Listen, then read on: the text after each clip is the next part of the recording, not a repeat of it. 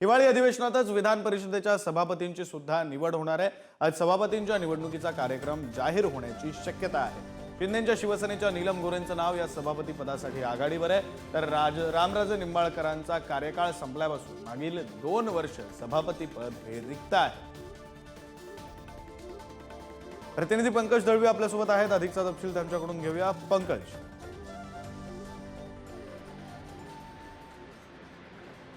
विक्रांत, विधान परिषदेच्या सभापतींच्या निवडीचा मुहूर्त अखेर सरकारला सापडलेला आहे असं आपण म्हणू शकतो। आज विधान परिषदेचे सभापती पदाची निवडणूक कशी असेल याबाबतचा कार्यक्रम आहे तो जाहीर केला जाईल आणि अध्यक्ष विधानसभेच्या उपसभापती नीलम गोरे या कार्यक्रम राज्यपालांचा जो संदेश आलाय तो वाचून दाखवतील।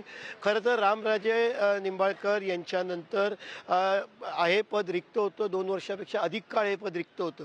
आता या पदावरती कोणाची इच्छा आहे तर नीलम गोरे ज्या उपसभापती आहेत त्यांना या पदावरती त्यांची वर्णी लागू शकते सभापती पदावरती, कारण पहिल्या महिला महाराष्ट्राच्या सभापती विधान परिषदेत अशी इतिहासात नोंद होईल।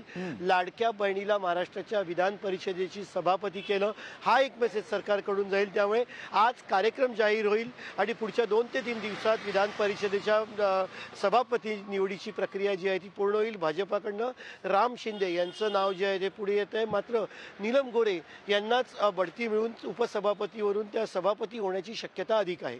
बरं, धन्यवाद पंकज, तुम्ही दिलेल्या या सविस्तर माहितीसाठी।